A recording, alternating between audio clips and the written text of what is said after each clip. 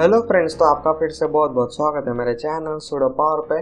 और इस एपिसोड के अंदर हम लोग सीखने वाले हैं जावास्क्रिप्ट के अंदर कौन कौन से ऑपरेटर होते हैं और उसको आपको कैसे यूज़ करना है, तो वो सब हम लोग इस एपिसोड के अंदर सीखने वाले। तो चलो स्टार्ट करते हैं।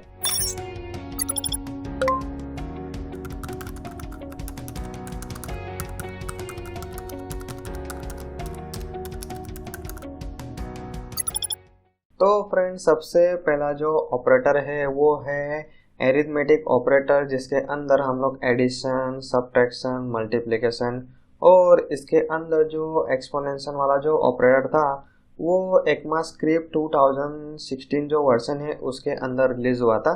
तो उसके बाद वाला जो वर्जन है उसके अंदर आप ये जो ऑपरेटर है वो आप यूज़ कर सकते हो। अभी फ़िलहाल जितने भी ब्राउज़र हैं, नोड.js जो भी लेटेस्ट है उसके अंदर ये सारे ऑपरेटर और एक्सपोनेंशियल ऑपरेटर भी आपको मिलेगा। उसके बाद कुछ इस तरीके से आप डिवीजन कर सकते हो और उसके बाद जो मॉड्यूलस हम लोग निकालते हैं तो उस केस में आपको परसेंटेज का यूज़ करना है। और ये सब बेसिक एरिथमेटिक ऑपरेटर के साथ जावास्क्रिप्ट के अंदर हम लोग को कुछ इस तरीके से इंक्रीमेंट और डिक्रीमेंट ऑपरेटर मिलता है, जिसके अंदर आप देख सकते हो यहाँ पे वेरिएबल का नाम है, उसके बाद आप यहाँ पे प्लस प्लस लिख सकते हो।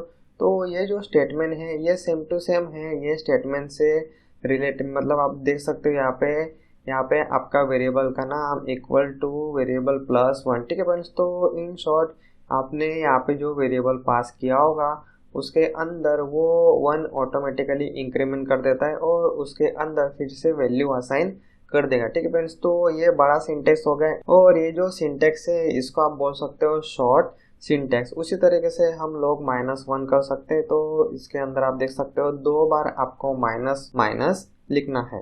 तो अभी आ जाओ VS कोड के अंदर और अभी हम लोग जो नोड का CLI है उसी का हम लोग डायरेक्टली यूज़ करते हैं। तो हम लोग को इजी पड़ेगा। तो यहाँ पे माइनस किया, उसी तरीके से प्लस कर सकते हो। उसके बाद मल्टीप्लिकेशन के लिए आपको यूज़ करना है स्टार।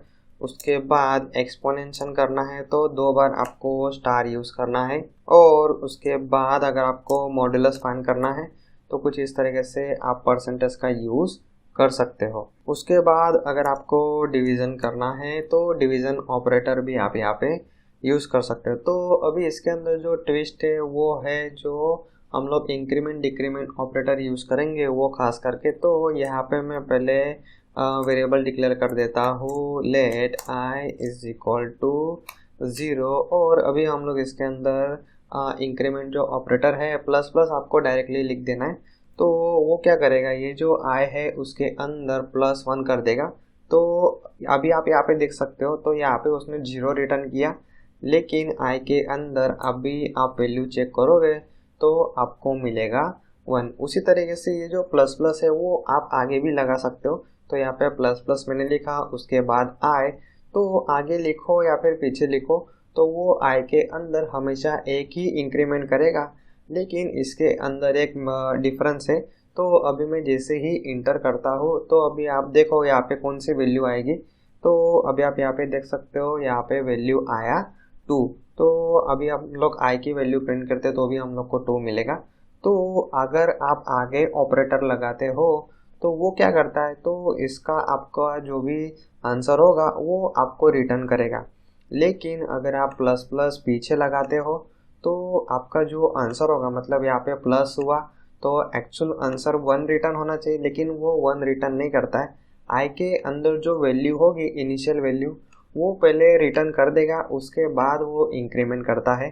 लेकिन अगर आप आगे प्लस प्लस लगाते हो तो वो पहले प्लस प्लस भी कर देगा, असाइन भी कर देगा, और जो लेटेस्ट वैल्यू है वो आपको कुछ इस तरीके से रिटर्न करता है। तो एकदम ये स्मॉल सा डिफरेंस है दोनों ऑपरेटर के बीच में। मतलब आगे लिखोगे तो आपको वैल्यू एडिशन सब कुछ रिटर्न करेगा, अगर पीछे लिखोगे तो आपको उसकी इनिशियल वैल्यू रिटर्न करेगा, उसके बाद वेरिएबल के अंदर वो प्लस प्लस करेगा। प्लस प्लस मतलब ये जो भी अपने वेरिएबल पास किया होगा उसके अंदर वो एक इंक्रीमेंट कर देगा। उसी तरीके से माइनस माइनस का है, सेम टू सेम है, यहाँ पे माइनस करेगा, फिर उसके बाद जो भी आंसर होगा वो कुछ इस तरीके से रिटर्न होगा। अभी मैं यहाँ पे i लिखता हूँ, उसके बाद माइनस माइनस लिखता हूँ, तो i की वैल्यू फिलहाल 1 है तो हम लोग को वो 1 ही रिटर्न करेगा। लेकिन अगर आप आई की वैल्यू चेक करते हो तो वहाँ पे आपको मिलेगा 0। ठीक है फ्रेंड्स, तो पीछे अगर आप लगाते हो तो इसकी जो ओरिजिनल वैल्यू है आई की वैल्यू वो रिटर्न करता है, उसके बाद वो माइनस माइनस करेगा, मतलब -1 करेगा। लेकिन अगर आप आगे ऑपरेटर लगाते हो तो पहले वो माइनस माइनस करेगा, आई के अंदर वो -1 कर देगा और जो भी फाइनल आंसर होगा वो आपको तुरंत मिल जाएगा। तो कुछ इस तरीके से जावास्क्रिप्ट के अंदर हम लोग को अरिथमेटिक ऑपरेटर मिलते हैं। और फ्रेंड, अगर आप ये जो प्लस ऑपरेटर है अगर आप उसको स्ट्रिंग के साथ यूज़ करोगे तो वो क्या करेगा, जो भी आपकी स्ट्रिंग होगा उसको वो कर देगा कॉन्केट। ठीक है फ्रेंड्स, तो इस तरीके से अगर आप नंबर पास करते हो तो वो एडिशन करेगा, अगर आप उसके अंदर स्ट्रिंग पास करते हो तो कुछ इस तरीके से वो कॉन्केटिनेशन कर देगा। ठीक है फ्रेंड्स, तो अगर आप इसके अंदर कुछ इस तरीके से पहले नंबर है उसके बाद अगर स्ट्रिंग होगा तो वो ऑटोमेटिकली स्ट्रिंग में पूरा कन्वर्ट हो जाएगा।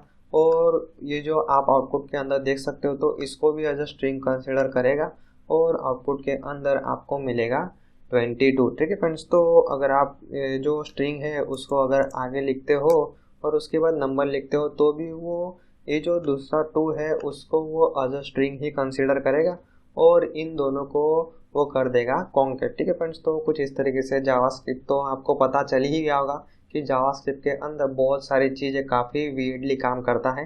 तो जनरली हम लोग जब डेवलपमेंट करते हैं तब हम लोग इस तरीके से कभी भी हम लोग कोडिंग नहीं करेंगे। अगर हम लोग को मतलब 2 नंबर का एडिशन करना ही है तो हम लोग क्या करेंगे, अगर हमारे पास स्ट्रिंग वैल्यू होगा कुछ इस तरीके से तो उस केस में हम लोग उसको कुछ इस तरीके से पहले नंबर में कन्वर्ट करेंगे, उसके बाद ही हम लोग एडिशन करने वाले। ठीक है फ्रेंड्स, तो लेकिन अगर आप मतलब इंटरनेट पे भी सर्च करोगे तो आपको जावास्क्रिप्ट के रिलेटेड बहुत सारी मतलब वियर्ड चीज़ें दिखेगी, तो इसीलिए मैं आपको इन्फॉर्मेशन के लिए यहाँ पे दिखा रहा हूँ। तो इसके अंदर मैं और एक आपको एग्जांपल दिखा देता हूँ। तो आप देख सकते हो यहाँ पे 2 + 2 किया मैंने तो यहाँ पे 4 आया, लेकिन इसके बाद मैं यहाँ पे लिखता हूँ 2 तो वो क्या करेगा, तो इसका जो भी आंसर आया होगा 4 इसको फिर वो कर देगा स्ट्रिंग में कन्वर्ट, क्योंकि आगे का जो है वो है स्ट्रिंग, इसलिए यहाँ पे आउटपुट के अंदर आया 42।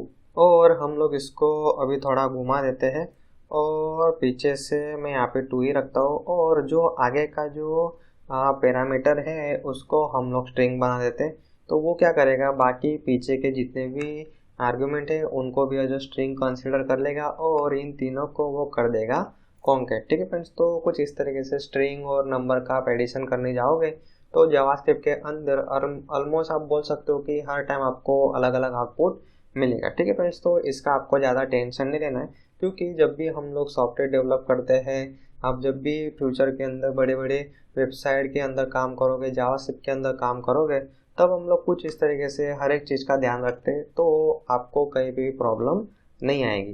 तो इसके अंदर मैं आपको और एक एग्जांपल दिखा देता हूँ। जैसे मैंने अभी आपको बोला कि आप जब एडिशन ऑपरेटर का यूज़ करते हो और अगर एक पैरामीटर नंबर होगा और दूसरा अगर स्ट्रिंग होगा तो वो आगे वाले पैरामीटर को भी वो स्ट्रिंग में कन्वर्ट कर देगा और कुछ इस तरीके से कॉन्केटिनेशन हो जाएगा। लेकिन अगर आप इसी को अगर माइनस ऑपरेटर के साथ करोगे तो वो जो दूसरा पैरामीटर है उसको वो एज अ नंबर कंसिडर कर लेता है। ठीक है फ्रेंड्स, तो अभी आपके माइंड में क्वेश्चन आ रहा होगा कि जब हम लोग प्लस ऑपरेटर का यूज़ करते हैं तब वो उसको स्ट्रिंग में कन्वर्ट कर देता है, लेकिन माइनस ऑपरेटर के केस में वो उसको नंबर में क्यों कन्वर्ट करता है। ठीक है फ्रेंड्स, तो इसके आपको इंटरनेट पे बहुत सारा लंबा लंबा आंसर मिल जाएगा, लेकिन मेरे हिसाब से एकदम सिंपल है। जब मतलब अगर हम लोग स्ट्रिंग को कॉन्केटिनेशन करना हो, मतलब स्ट्रिंग को जोड़ना हो, तो हम लोग प्लस ऑपरेटर का यूज़ कर सकते हैं। तो वो इसको ज़्यादा प्रायोरिटी देता है, मतलब स्ट्रिंग को ज़्यादा प्रायोरिटी देता है ये प्लस ऑपरेटर, तो वो बाकी सारे पैरामीटर को स्ट्रिंग कंसीडर कर लेता है। लेकिन अगर आप स्ट्रिंग के अंदर माइनस जो ऑपरेशन है वो करने जाओगे तो वो पॉसिबल नहीं है, इसीलिए वो क्या करता है, तो जो स्ट्रिंग है उसको एज अ नंबर कंसीडर करके माइनस कर देता है। ठीक है फ्रेंड्स, तो ये मेरे माइंड के अंदर आंसर था तो मैंने आपको बताया, लेकिन इंटरनेट पे अगर आप सर्च करोगे तो आपको और कुछ देखने के लिए मिल सकता है। तो कुछ इस तरीके से जावास्क्रिप्ट के अंदर आपको बहुत सारी अलग अलग अजीब सी चीज़ें आपको देखने के लिए मिलेगा। ठीक है फ्रेंड्स, तो मैंने जैसे बोला तो ये खाली आपके नॉलेज के लिए आप बोल सकते हो, लेकिन जब हम लोग सॉफ्टवेयर डेवलप करते हैं तब हम लोग प्रॉपरली जो डेटा टाइप है वो हम लोग मेंटेन करके ही हर एक ऑपरेशन हम लोग करते हैं। तो अभी हम लोग जो नेक्स्ट ऑपरेटर है वो हम लोग देख लेते हैं, असाइनमेंट ऑपरेटर। तो ये हम लोग स्टार्टिंग से देखते आ रहे। तो अगर कोई वेरिएबल के अंदर हम लोग को वैल्यू असाइन करना हो तो हम लोग कुछ इस तरीके से यूज़ करते हैं असाइनमेंट ऑपरेटर, या फिर आप उसको इक्वल भी बोल सकते हो। तो असाइनमेंट ऑपरेटर के साथ हम लोग एरिथमेटिक ऑपरेटर मिक्स करके यूज़ कर सकते हैं। तो आप यहाँ पे देख सकते हो, यहाँ पे आपका वेरिएबल का नाम प्लस इक्वल टू यहाँ पे लिखा हुआ है 10। तो अभी आपके माइंड में आ रहा होगा कि ये प्लस किसके साथ करेगा, तो सिंपल है। तो आप उसका सिंपल फॉर्म यहाँ पे देख सकते हो, मैंने लिख के रखा है। तो ये हो गया शॉर्ट फॉर्म और ये हो गया उसका लॉन्ग फॉर्म। ठीक है फ्रेंड्स, तो दोनों में से कोई भी सिंटेक्स आप यूज़ कर सकते हो। तो ये जो शॉर्ट फॉर्म है वो कुछ इस तरीके से कन्वर्ट होता है। तो आपका जो वेरिएबल है वही यहाँ पे आएगा और उसी के साथ यहाँ पे 10 का एडिशन होगा। ठीक है फ्रेंड्स, तो समझ लो जो कैलकुलेशन वेरिएबल है उसके अंदर 10 वैल्यू है, उसके अंदर हम लोगों ने फिर से 10 ऐड किया तो आउटपुट के अंदर हम लोग को मिलेगा 20। उसी तरीके से हम लोग यहाँ पे माइनस कर सकते हैं। तो कैलकुलेशन -5, तो आउटपुट के अंदर आपको मिलेगा 15। तो मैंने जो कैल है उसकी वैल्यू अभी मैंने कंसिडर किया था 20। उसी तरीके से आप मल्टीप्लिकेशन कर सकते हो, एक्सपोनेंशियल कर सकते हो, डिवीज़न और मॉड्यूलेशन आप कर सकते हो। तो अभी आ जाओ फिर से VS कोड के अंदर और हम लोग क्विकली हम लोग प्रैक्टिकल देख लेते हैं। मैंने एक वेरिएबल डिक्लेयर किया कैल और उसके अंदर मैंने 10 असाइन किया। तो मैंने अभी उसको लेट का यूज़ करके डिफाइन किया क्योंकि हम लोग उसके अंदर अलग अलग वैल्यू फिर से स्टोर करने वाले। तो यहाँ पे प्लस इक्वल टू 10, तो कैल के अंदर वैल्यू थी 10, उसके बाद हम लोगों ने उसके अंदर 10 ऐड किया। एक्चुअली यहाँ पे इक्वल टू लिखना मैं भूल गया। तो अभी आप देख सकते हो जो हमारा वेरिएबल है कैल उसके अंदर 20 आ गया और ये जो शॉर्ट सिंटेक्स हो गया। अभी हम लोग इसको लॉन्ग फॉर्म में लिखेंगे तो हम लोग कुछ इस तरीके से लिख सकते हैं। तो अभी कैल की वैल्यू फिलहाल 20 है तो उसके अंदर 10 ऐड होगा, तो कैल की जो फाइनल वैल्यू है वो हो गया 30। ठीक है फ्रेंड्स, तो ये है शॉर्ट फॉर्म, ये है लॉन्ग फॉर्म। तो इसमें से जो आपको अच्छा लगे वो आप यूज़ कर सकते हो। ऐसा कंपलसरी नहीं कि यही टेक्निक आपको यूज़ करना है, तो आप ये भी यूज़ कर सकते हो और ये भी यूज़ कर सकते हो। ठीक है फ्रेंड्स, तो इसी तरीके से जो बाकी सारे ऑपरेटर है वो काम करते हैं। आपको इक्वल टू से पहले वो ऑपरेटर लिखना है और वो ऑपरेशन वो परफॉर्म करके आपको उसी वेरिएबल के अंदर वैल्यू असाइन करके दे देगा। तो कुछ इस तरीके से आप असाइनमेंट ऑपरेटर भी यूज़ कर सकते हो। तो अभी हम लोग नेक्स्ट देखते हैं कंपैरिजन ऑपरेटर। तो उसके अंदर सबसे पहले आता है इक्वल टू ऑपरेटर। तो आप देख सकते हो यहाँ पे x के अंदर वैल्यू है 5। अगर मैं उसको 5 से कंपेयर करता हूँ तो मुझे आउटपुट के अंदर मिलेगा बुलियन वैल्यू, मतलब ट्रू या फॉल्स में आपको अगर वैल्यू चाहिए तो उस केस में हम लोग यूज़ करते हैं कंपैरिजन ऑपरेटर। ठीक है फ्रेंड्स, तो फ्यूचर एपिसोड में जब हम लोग इफ कंडीशन देखेंगे, इफ एल्स देखेंगे और फॉर लूप देखेंगे, व्हाइल लूप देखेंगे, तो उसके अंदर हम लोग को हमेशा कुछ ना कुछ कंडीशन रखनी पड़ती। तो उस केस में हम लोग जनरली यूज़ करते हैं कंपैरिजन ऑपरेटर। तो कुछ इस तरीके से इक्वल टू ऑपरेटर आप यूज़ कर सकते हो जहाँ पे वेरिएबल की वैल्यू आप कुछ इस तरीके से चेक कर सकते हो और उसका आउटपुट हमेशा आपको बुलियन फॉर्म में ही मिलेगा। और अभी आप यहाँ पे देख सकते हो x को मैंने कंपेयर किया है 6 के साथ, लेकिन उसको मैंने सिंगल कोट में लिखा हुआ है तो यहाँ पे मुझे मिलेगा फॉल्स। और यहाँ पे आप देख सकते हो मैंने उसको फिर से सिंगल कोट में 5 से मैंने कंपेयर किया लेकिन उसको मैंने सिंगल कोट में लिखा है। सिंगल कोट में लिखा है मतलब स्ट्रिंग और x की वैल्यू है नंबर। तो आप देख सकते हो x के अंदर मैंने 5 असाइन किया है, तो मतलब 5 यहाँ पे नंबर है और यहाँ पे स्ट्रिंग है, तो भी आपको जावास्क्रिप्ट रिटर्न करेगा ट्रू। ठीक है फ्रेंड्स, तो आपको यहाँ पे मतलब जो फर्स्ट टाइम जावास्क्रिप्ट सीख रहा है तो वो लोग खास करके यहाँ पे शॉक हो रहे होंगे तो जावास्क्रिप्ट के अंदर ऐसा क्यों होता है। तो फिलहाल तो इस केस में वो क्या कर रहा है, तो आपका जो भी स्ट्रिंग है उसको वो कर देता है इन शॉर्ट नंबर में कन्वर्ट कर देता है और वो खाली वैल्यू चेक कर रहा है। ठीक है फ्रेंड्स, तो इसका स्ट्रिंग टाइप है, इसका नंबर टाइप है, वो इस केस में बिल्कुल भी चेक नहीं कर रहे। ठीक है फ्रेंड्स, तो यही लिमिटेशन दूर करने के लिए जावास्क्रिप्ट के अंदर हम लोग को और एक ऑपरेटर मिलता है जिसको आप बोल सकते हो इक्वल वैल्यू और टाइप। मतलब वो खाली वैल्यू चेक नहीं करता, तो वो उसका टाइप भी चेक करता है। तो यहाँ पे आपको 3 बार इक्वल टू लिखना है, ठीक है फ्रेंड्स। तो इन शॉर्ट आप जावास्क्रिप्ट के अंदर फ्यूचर के अंदर जब भी आप कोड करोगे तो आपको ये जो 2 टाइम इक्वल ऑपरेटर है ये आपको कभी यूज़ ही नहीं करना है, क्योंकि ये डेटा टाइप चेक ही नहीं करता है। तो आपको हर बार गलत वैल्यू आपको मिल सकती है और आपका सॉफ्टवेयर हमेशा क्रैश हो सकता है। तो आपको यूज़ करना है इक्वल वैल्यू और टाइप वाला ऑपरेटर, जिसके अंदर आपको 3 टाइम इक्वल टू आपको यूज़ करना है, ठीक है फ्रेंड्स। तो आप देख सकते हैं यहाँ पे 3 टाइम लिखा हुआ है। तो हम लोग जब भी अभी भी मैं मतलब जावास्क्रिप्ट के अंदर काम करता हूँ, सॉफ्टवेयर के अंदर हम लोग जब डेवलप करते हैं, जब हम लोग जावास्क्रिप्ट यूज़ करते हैं और कहीं भी अगर हम लोग को वैल्यू चेक करना हो तो हम लोग यूज़ करते हैं ये 3 टाइम इक्वल ऑपरेटर। तो अभी आ जाओ VS कोड के अंदर और हम लोग यहाँ पे सिंपल सा प्रैक्टिकल देख लेते हैं। जैसे मैंने यहाँ पे एक वेरिएबल में डिक्लेयर करता हूँ कलर और उसके अंदर वैल्यू में फ़िलहाल रख रहा हूँ खाली 5। और अभी हम लोग कलर की वैल्यू जो है वो हम लोग चेक करते हैं 5 से। तो कलर के अंदर भी 5 है, मतलब नंबर है, और उसको हम लोग नंबर से मतलब चेक करेंगे तो हम लोग को आउटपुट के अंदर मिल रहा है ट्रू। और अभी हम लोग इसको 6 से चेक करते तो ऑफकोर्स दोनों अलग अलग वैल्यू तो वो फॉल्स ही रिटर्न करेगा, क्योंकि double equal to specially value ही चेक करता है। तो 6 को अगर मैं सिंगल कोट में मतलब वो स्ट्रिंग बन गया तभी आपको फॉल्स ही मिलेगा, क्योंकि वैल्यू अलग है। लेकिन इसके अंदर मैं अगर 5 स्ट्रिंग में पास करूँगा तो भी मुझे मिलेगा ट्रू, ठीक है फ्रेंड्स। तो इसलिए हम लोग यूज़ करते हैं 3 टाइम इक्वल, मतलब आपको 3 बार इक्वल टू ऑपरेटर का यूज़ करना है। जो वैल्यू तो चेक करता ही है, उसके साथ ही साथ जो वेरिएबल का टाइप है वो भी कंपलसरी चेक करता है। मतलब यहाँ पे नंबर होगा तो यहाँ पे भी नंबर ही होना चाहिए, तभी आपको ट्रू रिटर्न करेगा, अदरवाइज वो आपको रिटर्न करता है फॉल्स, ठीक है फ्रेंड्स। तो इन शॉर्ट आपको यूज़ करना है 3 टाइम इक्वल टू ऑपरेटर। तो नेक्स्ट हम लोग देख लेते हैं नॉट इक्वल टू ऑपरेटर। मतलब इक्वल टू ऑपरेटर के अंदर जहाँ पे आपको ट्रू मिल रहा है, लेकिन कुछ ऐसी कंडीशन होती है जहाँ पे हम लोग को ट्रू नहीं चाहिए होता है, तो इसका हम लोग को ऑपोजिट आंसर है वो अगर चाहिए होगा तो उस केस में आप कुछ इस तरीके से नॉट इक्वल टू यूज़ कर सकते हो, ठीक है फ्रेंड्स। तो ये सेम केस इसके अंदर भी अप्लाई होता है। तो इसके अंदर वो खाली वैल्यू चेक करता है, लेकिन अगर आपको टाइप भी चेक करना हो तो नॉट इक्वल टू ऑपरेटर आप यूज़ कर सकते हो। तो अभी हम लोग नेक्स्ट जो ऑपरेटर है वो देखते हैं। तो इसके अंदर आप देख सकते हो ग्रेटर देन इक्वल टू, उसी के साथ लेस देन इक्वल टू। तो एकदम सिंपल है। अगर आपको ग्रेटर वैल्यू चेक करना है तो आप ग्रेटर देन ऑपरेटर खाली यूज़ करो। अगर आपको greater than equal to check करना है तो ग्रेटर देन इक्वल टू।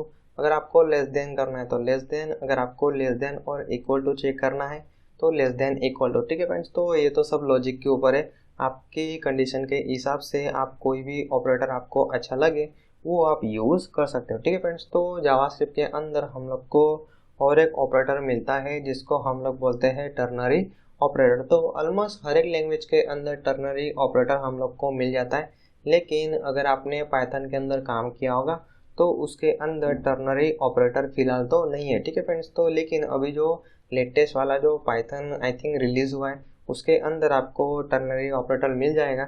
लेकिन फिलहाल तो हम लोग जावास्क्रिप्ट सीख रहे हैं, तो जावास्क्रिप्ट के अंदर हम लोग को टर्नरी ऑपरेटर मिलता है, ठीक है फ्रेंड्स। तो उसके अंदर कुछ इस तरीके से हम लोग कंडीशन चेक कर सकते हैं, और अगर कंडीशन ट्रू होगा तो हम लोग को वो रिटर्न करेगा 5, और अगर कंडीशन फॉल्स होगा तो वो जाएगा ये जो कॉलन है उसके बाजू वाला जो वैल्यू होगा उसके अंदर जाएगा, और ये वैल्यू हम लोग को वो रिटर्न करेगा। तो यहाँ से लेके ये जो 10 है, तो ये जो पूरा सिंटेक्स है ये है आपका टर्नरी ऑपरेटर का सिंटेक्स, ठीक है फ्रेंड्स। तो हमेशा ये कुछ ना कुछ वैल्यू रिटर्न करता है, इसीलिए आपको उसको एक वेरिएबल के अंदर स्टोर करना पड़ता है। तो अभी आ जाओ VS कोड के अंदर, और अभी हम लोग यहाँ पे सिंपल सा हम लोग एग्जांपल देख लेते हैं। जैसे प्रोडक्ट यहाँ पे मैंने चेक किया है डेल, और यहाँ पे प्राइस हम लोग उसकी फाइंड करने का ट्राई करते हैं यूजिंग टर्नरी ऑपरेटर। तो यहाँ पे मैं कंडीशन चेक करता हूँ प्रोडक्ट इक्वल टू अगर डेल होगा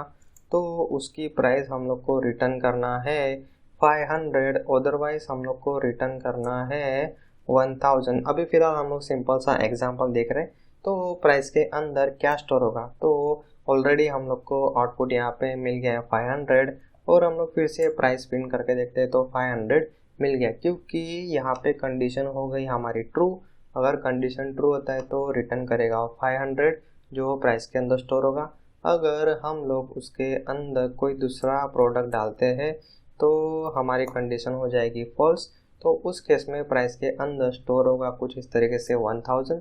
तो अब हम लोग फिर से प्रिंट करके देखते हैं तो प्राइस के अंदर हम लोग को मिल रहा है 1000। तो कुछ इस तरीके से आप कंडीशन, उसकी ट्रू वैल्यू, उसकी फॉल्स वैल्यू आप लिख सकते हो। ठीक है फ्रेंड्स, तो ये जो ब्रैकेट मैंने लगाया ये एक्चुअली आपको समझ में आए इसलिए मैंने लगाया था, अदरवाइज वो ब्रैकेट लगाने की कोई ज़रूर नहीं है। तो वो ब्रैकेट भी आप निकाल सकते हो। यहाँ पे आप एक्स्ट्रा स्पेसेस भी रख सकते हो और इसके अंदर जो सेमी कॉलन है वो ऑप्शनल है। ठीक है फ्रेंड्स, तो लगाओगे नहीं लगाओगे तो भी आपका कोड रन होने वाला है। तो कुछ इस तरीके से भी आप सिंटेक्स लिख सकते हो, कुछ इस तरीके से भी आप सिंटेक्स लिख सकते हो। ठीक है फ्रेंड्स, तो आपको जो अच्छा लगे वो आप फिलहाल तो यूज़ कर सकते हो। तो नेक्स्ट अभी हम लोग देखते हैं लॉजिकल ऑपरेटर। तो अगर आपने कोई दूसरी प्रोग्रामिंग लैंग्वेज के अंदर काम किया होगा तो उसके अंदर बाकी की जो प्रोग्रामिंग लैंग्वेज है उसके अंदर हम लोग डायरेक्टली कुछ इस तरीके से एंड हम लोग लिखते हैं, लेकिन जावास्क्रिप्ट के अंदर आपको 2 बार एम्परसेंड जो सिंबल है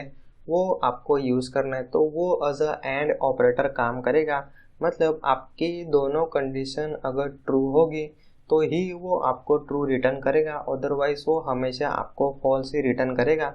तो यहाँ पे हम लोग सिंपल सा एग्जांपल देख लेते हैं। तो x के अंदर वैल्यू है 13, तो ये जो कंडीशन है ये आपको रिटर्न करेगा ट्रू।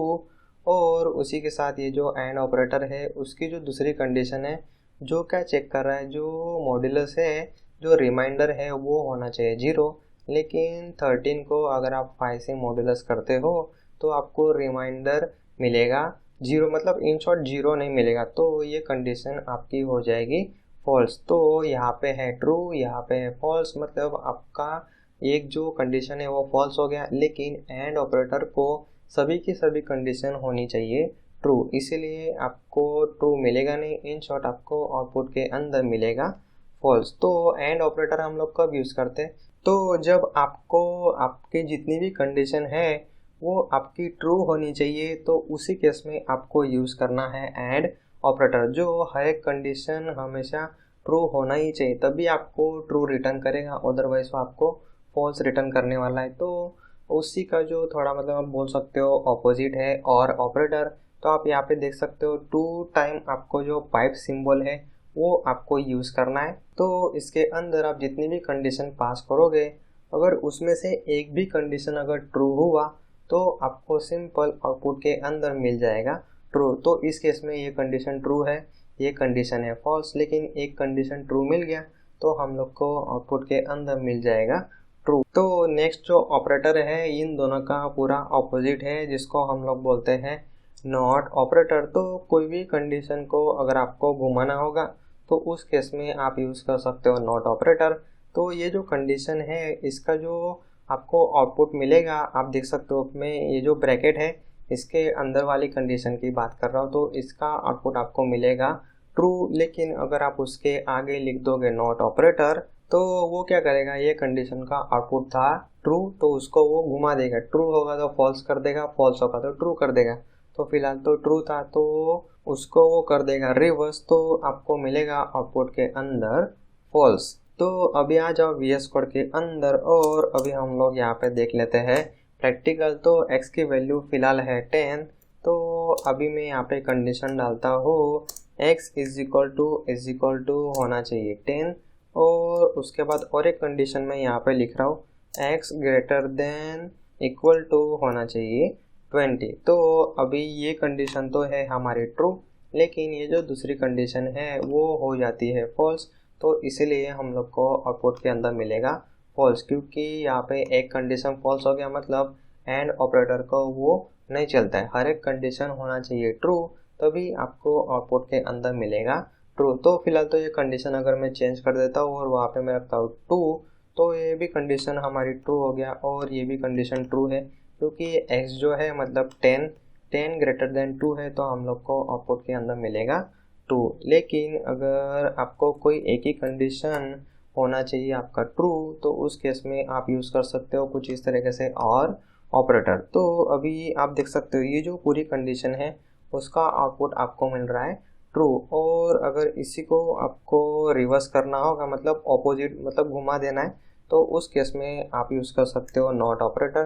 तो आप देख सकते हो मैं जैसे ही नॉट लिखता हूँ तो यहाँ पे आपको फॉल्स देखने के लिए मिल जाएगा, और मैं जैसे ही नॉट निकालता हूँ तो ऊपर का जो आउटपुट है ट्रू हम लोग को मिल रहा है। तो अभी मैं यहाँ पे नॉट ऑपरेटर लगाता हूँ और यहाँ पे हम लोग को आउटपुट के अंदर मिलेगा फॉल्स। तो कुछ इस तरीके से जो कंपैरिजन ऑपरेटर है और जो लॉजिकल ऑपरेटर है ये हमेशा हम लोग साथ में ही यूज़ करते हैं, और ख़ास करके जब हम लोग if else for loop while loop वो सब हम लोग सीखेंगे तो उस केस में हम लोग कुछ इस तरीके से कंडीशन हम लोग यूज़ करने वाले हैं। ठीक है फ्रेंड्स, तो इसीलिए आपका ये जो बेसिक ऑपरेटर है इसका आपको नॉलेज होना चाहिए। तो इसकी आपको फ़िलहाल जो मैंने आपको छोटे छोटे एग्जांपल बताया उसकी आपको सिंपल कर लेना है प्रैक्टिस। तो फ्रेंड फ़िलहाल के लिए इस एपिसोड में इतना ही, और अगर मेरा ट्यूटोरियल आपको कुछ सीखने के लिए हेल्प कर रहा होगा तो ये दूसरों को भी हेल्प करेगा। तो आप देख सकते हो मैंने एकदम स्टार्टिंग से, मतलब HTML से मैंने स्टार्ट किया है। HTML के बाद CSS, फिर वेबसाइट, कस्टम वेबसाइट डिज़ाइन करना, उसके बाद इमेज एडिटिंग, गिट और गिटहब जो सॉफ्टवेयर डेवलपमेंट के अंदर हम लोग हमेशा यूज़ करते हैं, उसके साथ बूटस्ट्रैप CSS, टेलवाइन CSS। उसके बाद मैंने स्टार्ट किया पाइथन प्रोग्रामिंग, तो प्रोग्रामिंग के लिए पाइथन सबसे बेस्ट लैंग्वेज है। उसके बाद फिर मैंने स्टार्ट किया है जावास्क्रिप्ट का ट्यूटोरियल। ठीक है फ्रेंड्स, तो एकदम मैंने स्टार्टिंग से कवर किया है। मतलब अगर किसी को सॉफ्टवेयर डेवलपमेंट के अंदर आगे बढ़ना है, उसके अंदर अच्छे से फ्यूचर बनाना है, कोडिंग सीखना है, तो आप ये मेरा चैनल आप ज़रूर शेयर कर सकते हो। जिसको भी सॉफ्टवेयर डेवलपमेंट में आगे बढ़ना है, जिसको कोडिंग में इंटरेस्ट होगा, आपके आजू बाजू फ्रेंड और आपके रिलेटिव में, आपके फैमिली में जो छोटे भाई बहन जो भी होंगे जिनको भी कोडिंग में इंटरेस्ट है, उनके साथ आप ये मेरे सारे ट्यूटोरियल ज़रूर शेयर कर सकते हो। ठीक है फ्रेंड्स, तो फिलहाल के लिए इस एपिसोड में इतना ही। Thank you.